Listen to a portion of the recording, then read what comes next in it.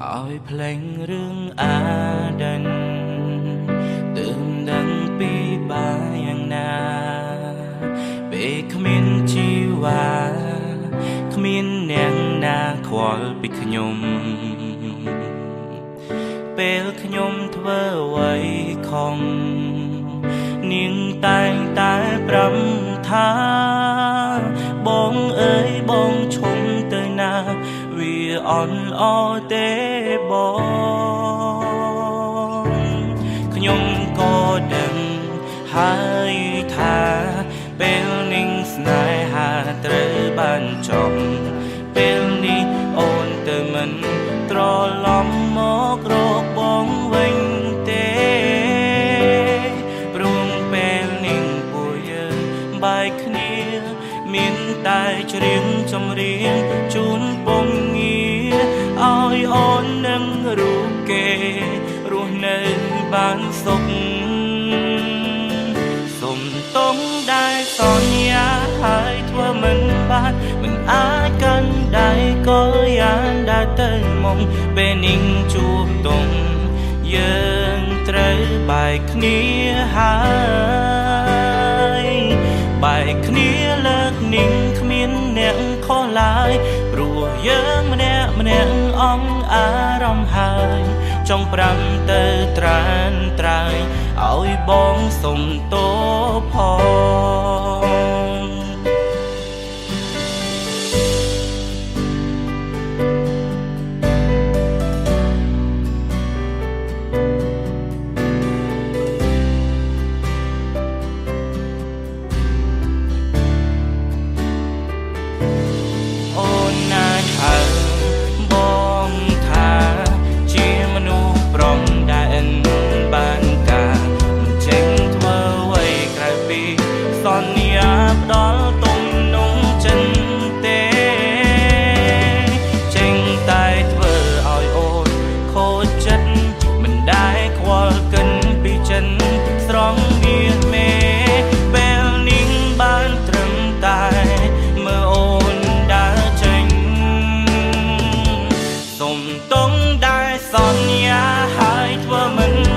មិនអាចកាន់ដៃក៏យ៉ាងដែលទៅមកពេលនាងជួបទុំយើងត្រូវបែកគ្នាហើយបែកគ្នាលើកនាងគ្មានអ្នកខុសឡើយព្រោះយើងម្នាក់អងអារម្មណ៍ហើយចង់ប្រាំទៅត្រានត្រើយឲ្យបងសុំទោសផ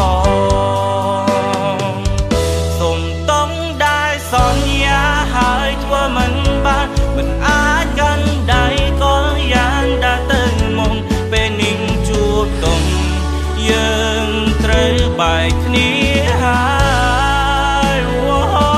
បែកគ្នាលើកនាងគ្មានអ្នកខុសឡើយព្រោះយើងម្នាក់អងអារម្មណ៍ហើយចង់ប្រាំទៅត្រានត្រើយឲ្យបងសុំទោសផងរឿងសន្យាកន្លងចាន់តុងជាអាដិន